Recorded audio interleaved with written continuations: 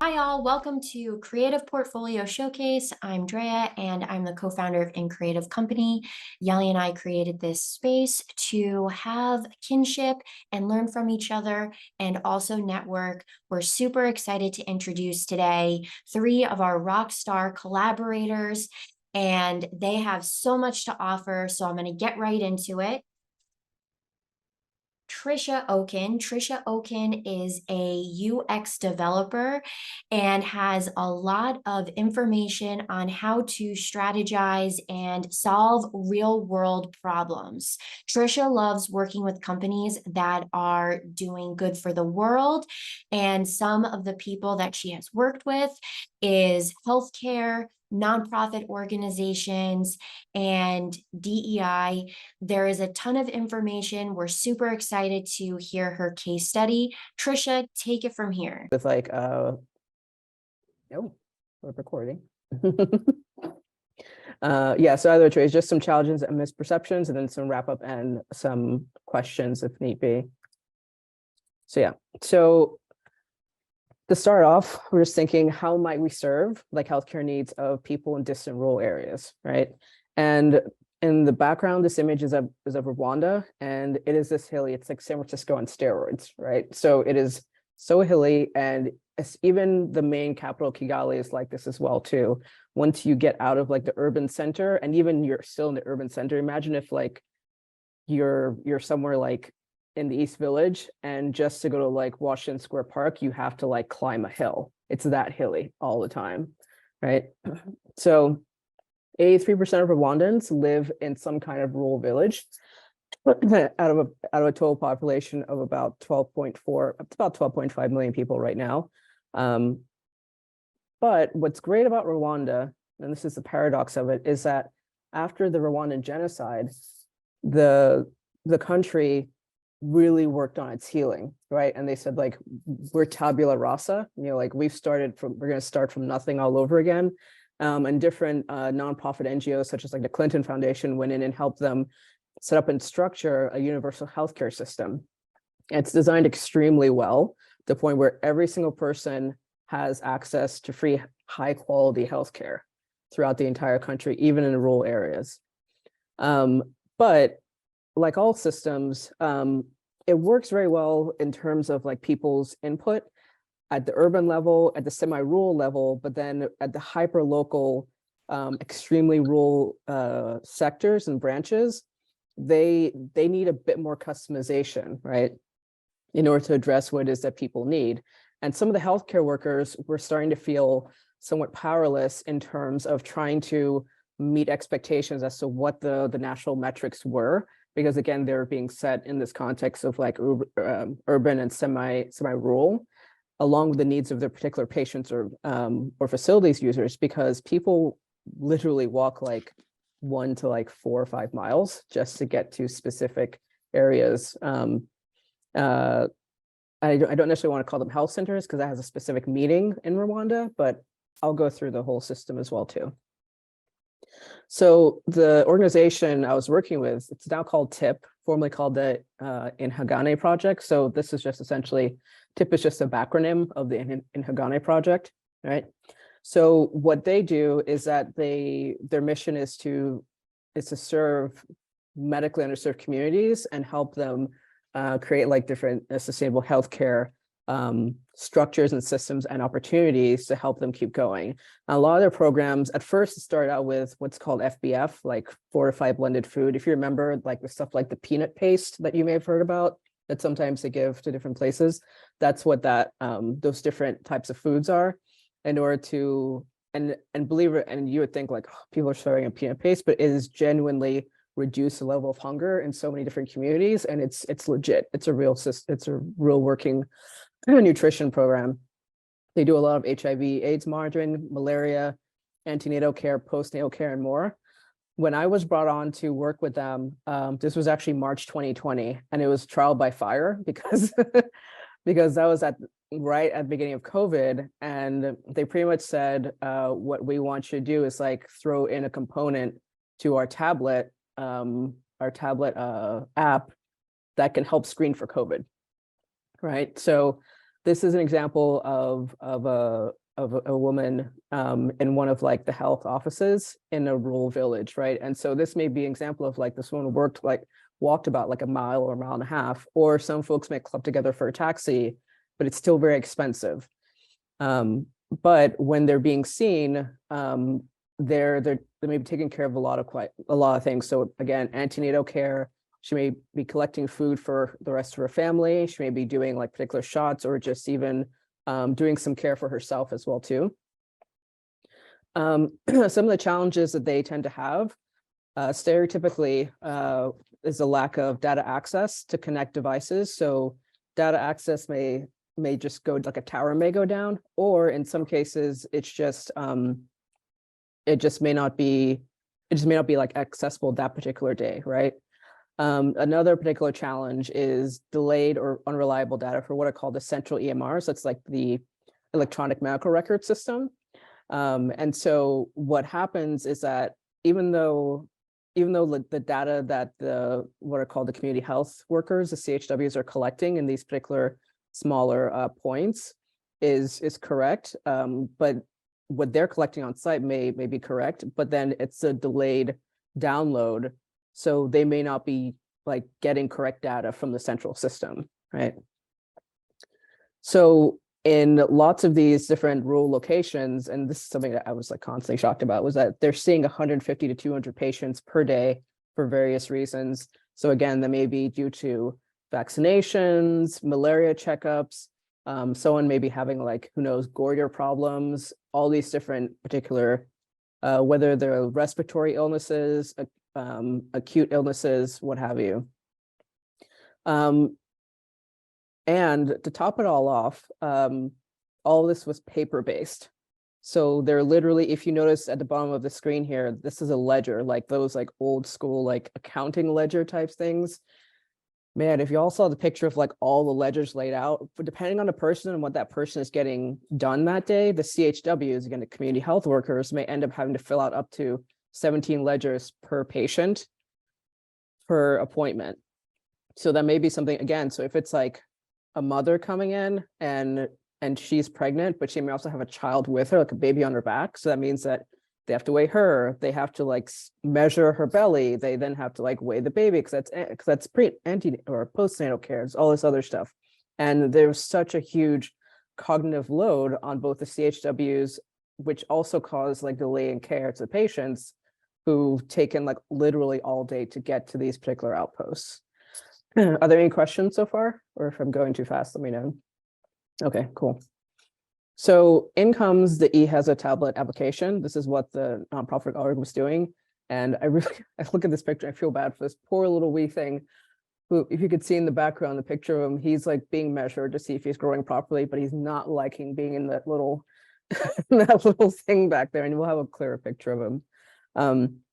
So I'll explain the Rwandan healthcare system. So first off, at the central level, there are what are called district hospitals. And in Rwanda, I believe there are about 12 different districts throughout the entire country. And then imagine that kind of being like, you know, like your public school district, right? And then within that particular public school district, there were probably like 18 high schools or something like that. That's like what a catchment area is. So within each of those 12 district hospitals, those 12 different hospital districts rather, there were about 6 to 8 health centers. And then each health center has its own catchment area, which then services, let's just call them like 4 or 5 different like health points where the community health workers work. And mind you, the community health workers, these folks are not paid. They're literally doing it for the love of their community. So there may end up being, you know, like 15 or 20 community health workers per like health point. And then what happens is that there's like a few like higher level nurses who are then managing them. And then everything gets sent up the chain. And each like community health point is servicing probably like 4 or 5 villages. So this is the reason why you end up having like 150 to like 200 people that you're seeing, actually more than 4 or 5 villages, depending on where you are. So the issue also too within the system is being able to manage who has access to data, like folks who are lower down in the village and CHW level should only be able to like see their data and a little bit above them. And that may seem a bit paternalistic, but that's also to manage the load on the CHWs, because if you're someone who's doing this for free anyway, you want to help everybody, you want to cure everybody.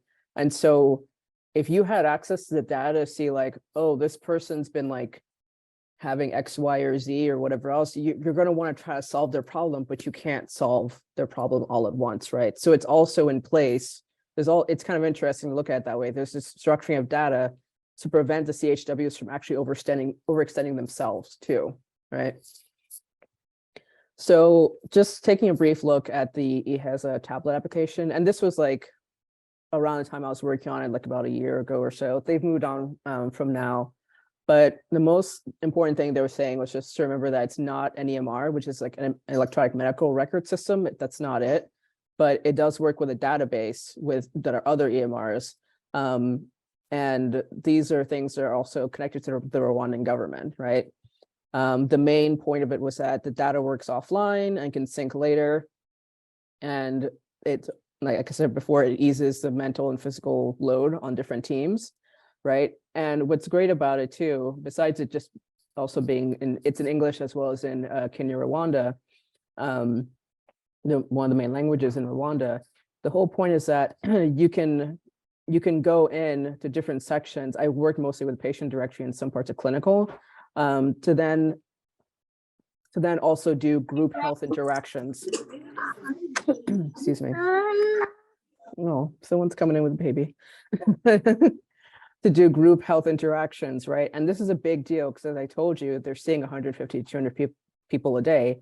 So specifically group health interactions are that you can take like 10 of the potential patients sitting there, and you know that like, okay, all of them are there for these particular 10 people, you know they're there for like antenatal care. So you'd say, okay, Iranzi, or like, what's your name? Do this, okay, you do this, and check in multiple people at once, instead of having to do it each time, 1, 2, 3, 4. So the whole point is to be able to process a lot of folks at once, in order to reduce the time that they have to stay there and reduce the amount of time that the actual CHWs have to be there.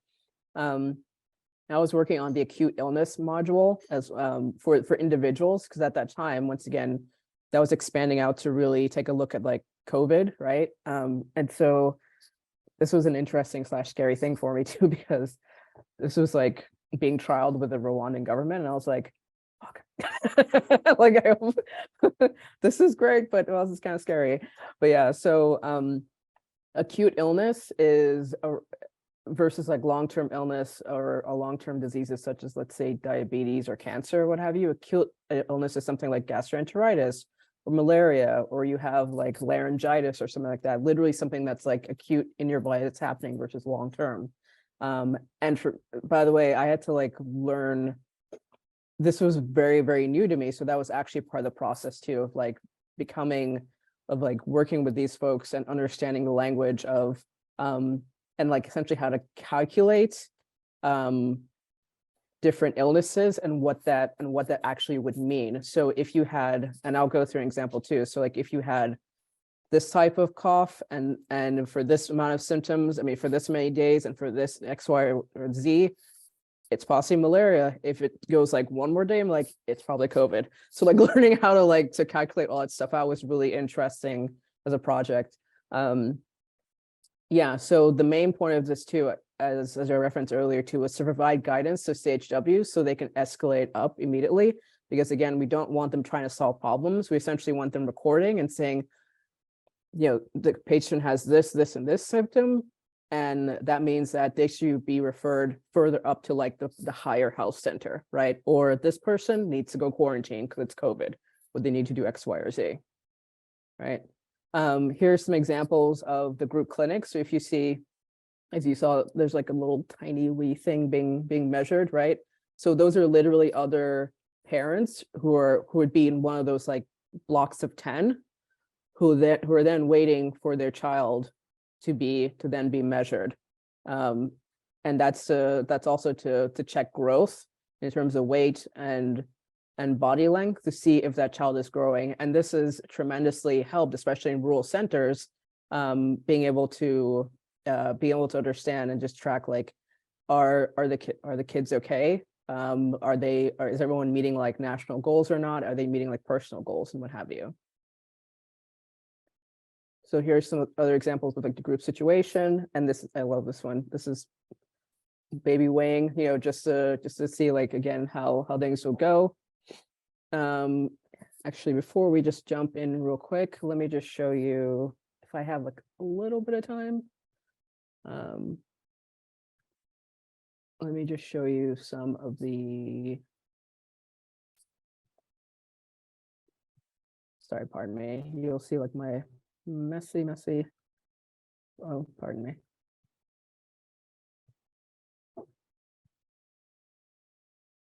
I'm sorry.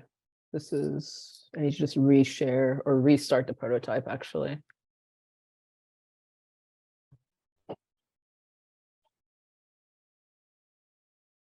Sorry about that, folks.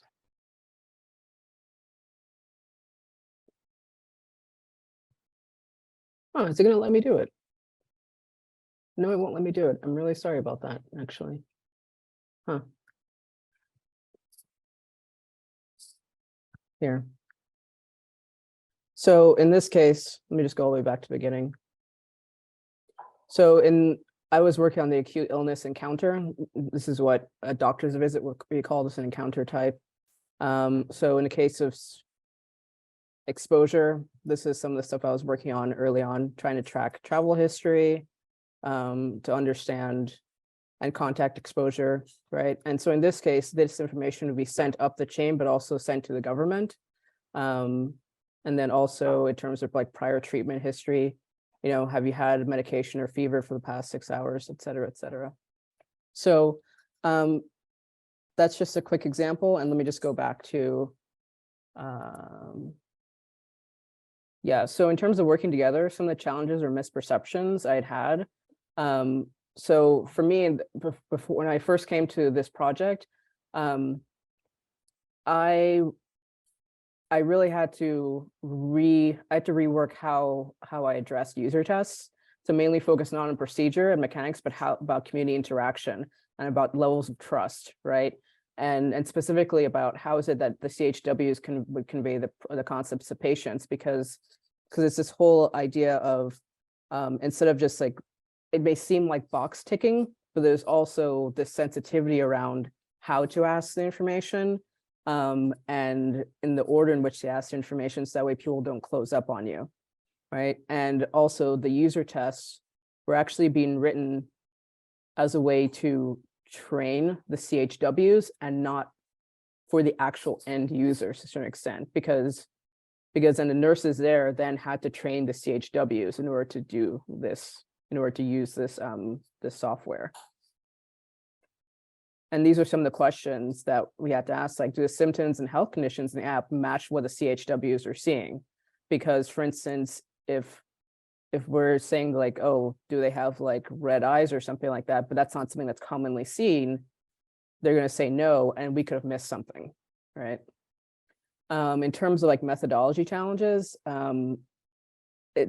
I've done like remote working usually, but especially like in the context of Africa, but this was a different experience, where, yeah, and so this is what I meant about like reconciling not testing directly with users. That was really weird to me, but I had to like build a rapport with like the local folks, the CHW folks who were in rural Rwanda, who are actually going to be testing, the app. And in terms of working with the remote team, yeah, it was really, really spread out, as well as, you know, there's Rwanda, devs in the Middle East, people in Western Europe, and we're all spread across the US. And different challenges, especially for me, was understanding how, because I've grown up in the global north for the most part, my family is from the global south. And what I mean from that is like, economically, the global south is like anywhere like Africa, South America, India, what have you. Ironically or deliberately, Australia is not considered the global south, even though it physically is, but we know why. we know why. Okay. So, but yeah, so just having me like me going through a process of like understanding, designing for the global south again, but for on a different project anyway.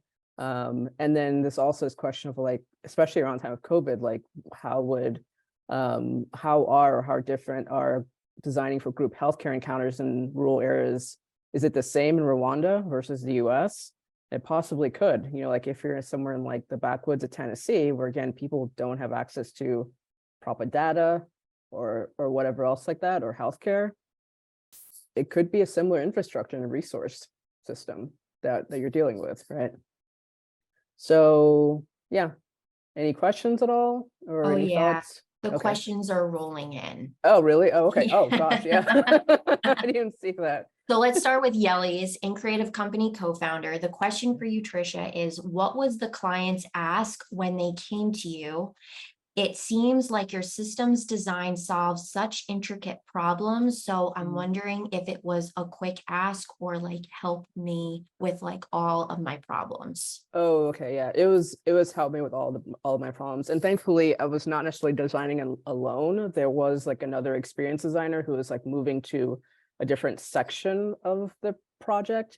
And what's good is that I don't know if y'all have done this before, but she and I did pair designing essentially just to get me up to speed, you know, because there was a lot of and also this is a trial by fire for a few things. Number one, directly designing a healthcare app, but because I've done like healthcare sites before, but not necessarily like a healthcare app, um, as well as trial by fire, but like learning like Figma really, really quickly. But then also wrapping my head around this vocabulary and this architecture and this system of how things work. I mean, so an example of this, like they had their own of me having to learn this whole idea of architecture and names, right? So the whole idea of like episodes are different situations throughout the healthcare journey of someone's life. Encounters are what we would call doctor's visits. Programs or modules, all of these different things. It's like having to learn this whole new like vocabulary and understand it. But it was like actually very much a long-term ask of like, well, we need you to essentially develop the acute illness section, right? And because the other designer was going to move on to, I think like, I forgot what section she was going to move on to, but I was the one meant to be doing acute illness. So, and then like COVID happened and they were like, well, now you need to like design something that can be like, that can also help detect COVID. So, yeah, so did that answer your question, Yali? Okay, great. Yeah, awesome. Thank you so much for the in-depth explanation because Yeah. these real world problems are super complicated, and how you broke it down and quantified it and creating solutions and the pathway to that solution is fascinating to see. I have a question from Laura.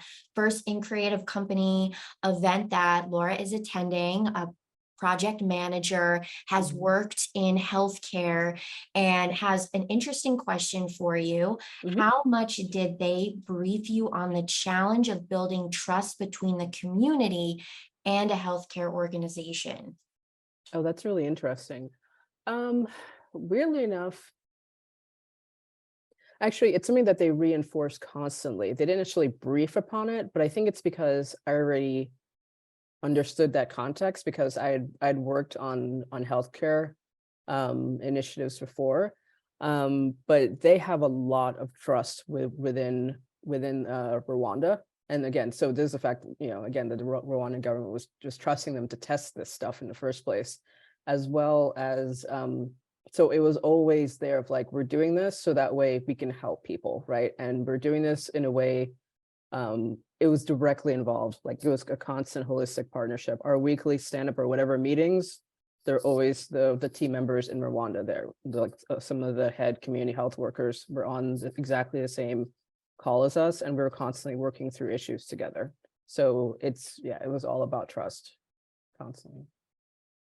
That's a great answer, and I love hearing about that process. It's a really interesting question, and it shows Laura's firsthand experience working in that type of healthcare. It's something I never would have thought of, but super important. Next question is from Wave Enterprise. That is Gina and Lawrence, who's up next. Their question is, what have been the results after 2 years of using this system?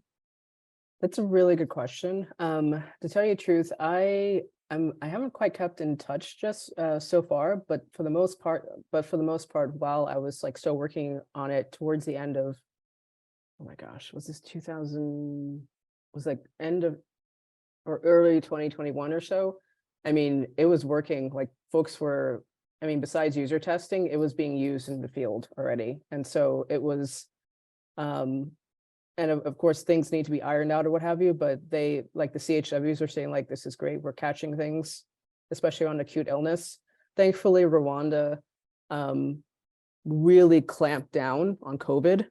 They really clamped down. I mean, to the point where, like, you know, in August 2020, when stuff was booming everywhere, they're like, oh my God, we have 30 people infected. It's a crisis. You know, like they were, but for the most part, though, it was very effective in helping the CHWs, even in diagnosing other acute illnesses, especially to separate just COVID from other acute illnesses that were going on too. Thank you. Thank you for explaining that. I so appreciate your time today. Amazing presentation, great work. This is definitely a very important topic, and thank you for helping the world solve these challenges. Yeah, sure. It's a skill. And I admire it because wow, so much to understand. Yeah. Super cool. Thank you. So thanks we're going to for be, having me here. oh, thank you, Trisha. We're going to be talking to Gina and Lawrence next. So Wave Enterprise is a duo, and this duo is a powerhouse of social media marketing and audio engineering. They are digital nomads through and through, working all over the world and showcasing their work with us. So take note of their website and their email. That is how you want to get in contact with them. I'm passing the mic over to Gina and Lawrence. So welcome. Thank you so much for being here today. Going to you. Hi, everyone. We're Lawrence and Gina. Thanks again for that presentation, Trisha. That was awesome. It was really cool hearing what you're doing, really inspiring. So get into it, huh? So we're gonna share our screen. So like Drea said, we're Gina and Lawrence. We're the co-founders of Wave Enterprise. We're audiovisual. We're passionate about audiovisual. We're passionate about bringing things to life. We know that, speaking of life, that everyone is born unique. Everyone has unique experiences, desires, dislikes, memories. Everything is specific to that person. So we're passionate about bringing that story to life. Everyone loves to express that story in some way. So we're here to bring that to life in an audiovisual format. And we typically work with female entrepreneurs in the wellness niche. And we want to talk to you today about specifically a client we have, Asking for Myself podcast. And we're going to dig into the power of audio visuals through our client. And just to start, before we get started, we're also passionate about working with aligned like-minded people, especially females in the wellness brand, but people that inspire us, people that we can learn from, people that can learn from us. And this is someone that we really find inspiring, someone that we love what she's doing. She's having conversations that aren't necessarily being had, that need to be had and need to be heard. And we're just honored to be a part of it.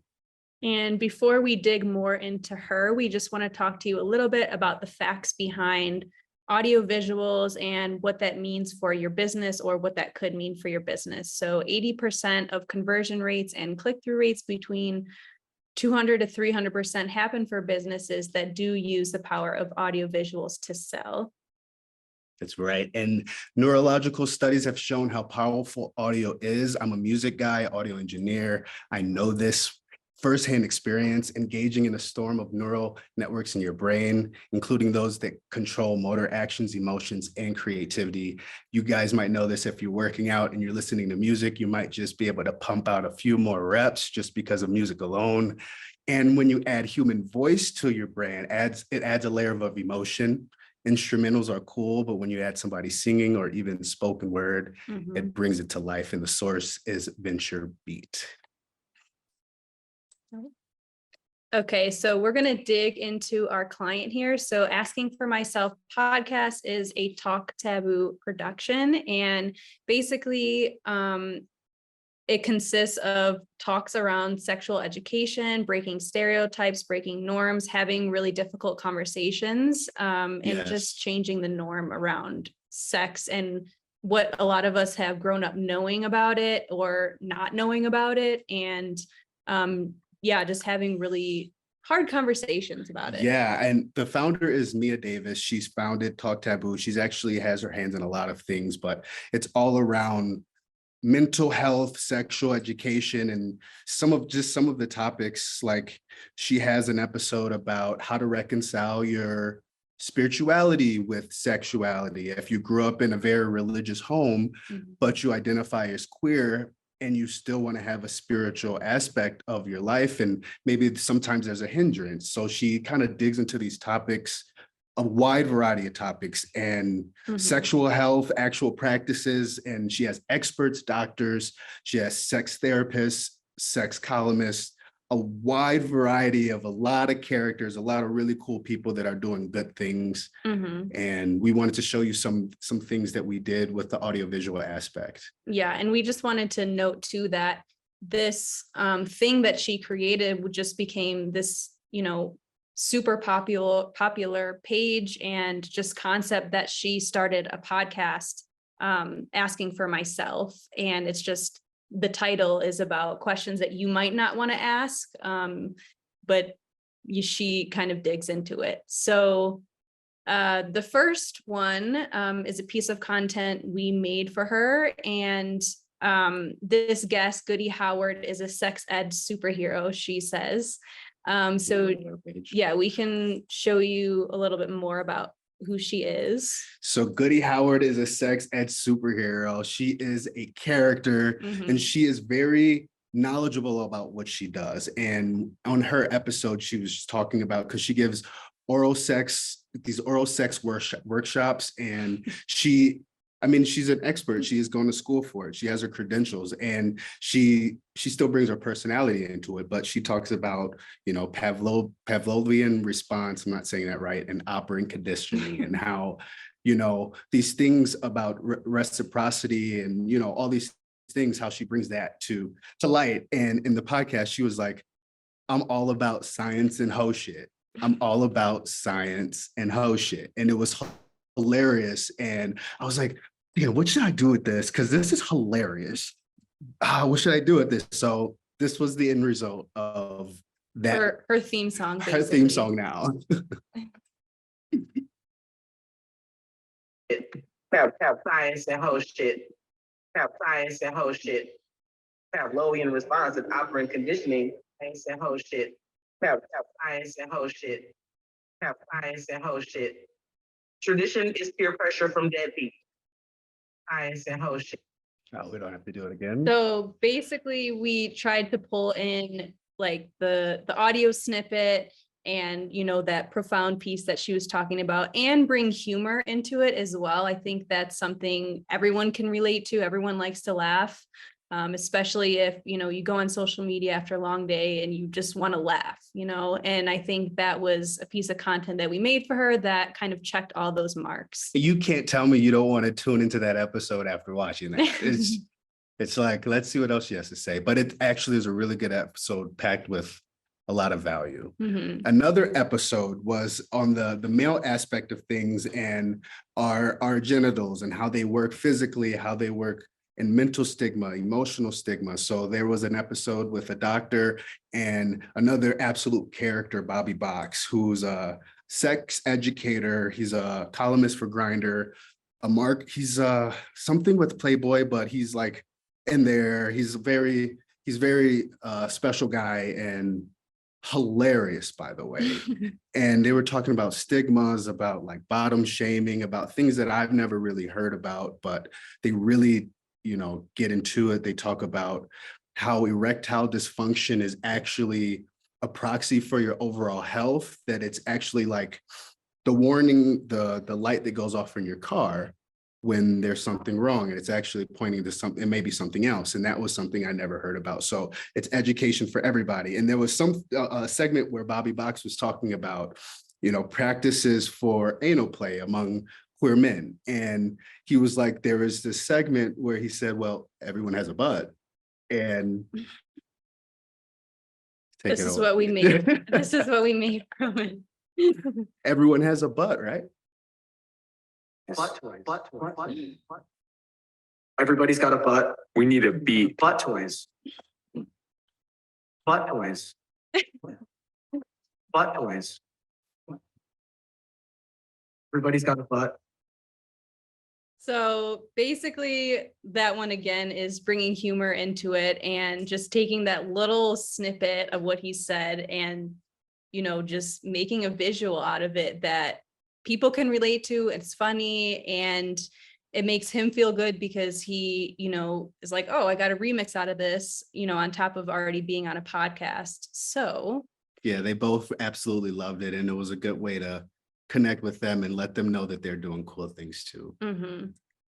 So basically the results from those two posts and just from having taken over her social media and her podcast editing for her, but really for those posts that were making those remixes and really making her podcast episodes stand out, is just higher community engagement, more streams and downloads to her podcasts, and just a deeper connection with her audience, like breaking down the barrier of like what people think they can ask online and just talking about sex in general, just allows people to kind of ask those questions and open the conversation a little bit more.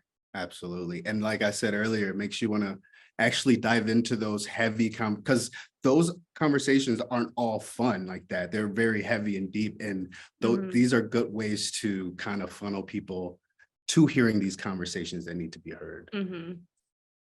So if you were to apply some of the things that we talked to today to your business, we would say to, for one, create your own audio trends. We know, especially on TikTok and Instagram, like following trending audio is really popular, but thinking, you know, outside the box and how you can take your niche and, you know, what you got going on and how you can create something that your audience can use. So that's a great way to use audio visuals, pull those pieces together and stand out with your brand. Yeah, and I'm an audio guy, and it doesn't even have to be really good audio. There's audio that are trending that people are just like using their phone. So you could get really creative with your own voice or however that may look.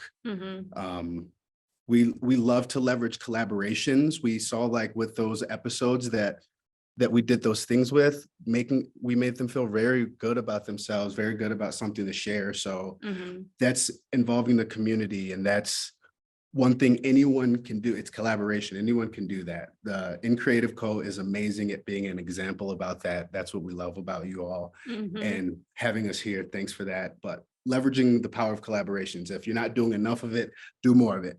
Yeah, and it's really cool just to see what someone's idea is and how it can be completely turned into something new with a different person's brain. So just being creative with the collaborations. And then also going live. So maybe you don't have a podcast or that's not even in your, you know, thoughts right now.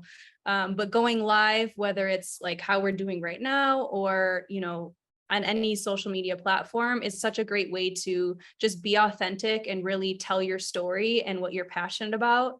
And people like you guys are listening to us right now, you can really feel us through the screen and know that we're passionate about this stuff. And you can do the same thing, you know, with your business. That's a good point, actually.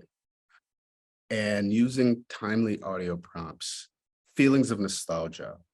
That is one, like it's fall now, it's almost winter, but like all the trending audio now, it's, what is it? It's getting you in your feels. It's making you, you know, that's when we talked about earlier, it evokes emotion, it evokes memories. And that's one thing anyone can lean into. And side note, if you are looking for a gift for the holiday season for your family or friends, you cannot go wrong with a presentation of like pictures for your family and putting some great audio on there, they love it every time. At least our family does. We've been doing it for years. Yeah. It doesn't get old. Yeah. And that is it. Thank you guys for listening. And if there's any questions, we'll answer those. Oh, yeah. Thank you. So much fun. Awesome content. Honestly, you're just primed to go viral. It's gonna happen. It's so fun, so cool, and out of the box too, you know, especially because the way to tackle these conversations, a little bit of humor, edutainment, it makes it very shareable. Pop it on the stories. People love it. I love what you showed and the way that people can work with you. We have a question from Yeli, in creative company co-founder. The question is, what would you say is the ideal balance of leveraging collabs like butt toys and making your own content? Mm. Hmm. That's a good question because both of those posts were more organic.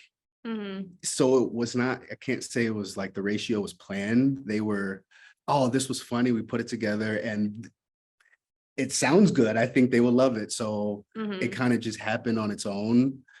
But We I definitely try to listen for those moments when they would be like, we don't, force it. yeah, Yeah. but I think a great balance, you probably know more than we do, but I think a great balance of both and seeing what actually works. We saw that those work a lot better than just a static post with the audio on it. So we kind of are more Mhm. intent on finding those moments, Mhm. but not forcing it. I love the answer. Yeah, you know, you've got to have that eye and that ear. So knowing that you're looking out for that, I think is a really great skill. And it shows that you're reading the room, what's in the moment. You can't have everything planned. I hear that from a lot of strategists that it just, you know, it's that spark, that inspiration happens. And when it does, it's super magical. So it's great that you're always listening out for that. Anybody else have any questions, chime in, etc.? Would love to hear from you. Looking through to make sure I didn't skip over anything. I think I There- got them It all. looks like Laura had a question, Laura. a more general question, but you can go Oh. for it. Yeah, absolutely. So Laura, project manager, this is a more general question, but have you worked with sonification in terms of using sound to convey data? Mm. No. No, but that's actually a very good question. We're actually tapping into that this Thursday. Someone just reached out to us about that. And we're gonna talk on Thursday and see how it goes, what ideas we come up with. It's not set in stone, but if we can come up with some cool ideas, it may be something that we have a case study for. So not yet, but soon. Thanks for that's a good question. Yeah. Awesome. Thank you. That was so much fun. Thanks for love- watching Creative Portfolio Showcase. We hope you enjoyed it as much as we did. We absolutely love getting together and learning from each other. And we're going to have a huge lineup of events. So I'm going to tell you about our next two. And if you love this one, try out these two. You can check out all of these events at increative.co/events. Check out our Instagram, check out our LinkedIn. We have lots of ways for you to find us. And so I'm going to tell you about our next event, which is our co-working sprints. This is a virtual physical event. It's hybrid. You can attend whichever way you choose. We meet up and do a sprint of work, intentional play, and then another block of work. So when we get together, we have our to-do list. This is your moment to bring any type of really challenging work that you feel like you're getting stuck with, be accountable, break it up into steps and work on it in 30-minute chunks. And then we take intentional breaks to give our mind a sense of space, relax, connect, and enjoy each other's company. In the physical space, you get to see where we are and meet everybody. There's a really nice hybrid portion where we get to see and introduce ourselves to you as well. So it doesn't matter how you participate, you get to experience the entire event. And then we get to showcase what we worked on, get feedback, ask questions, and just get to know each other better. It's the best of co-working, and you get to meet up with us on November 18th. So November 18th, it's 1 p.m. Eastern. It's an hour-and-a-half event. It will be very productive and also fun. Plus, we want to see you there.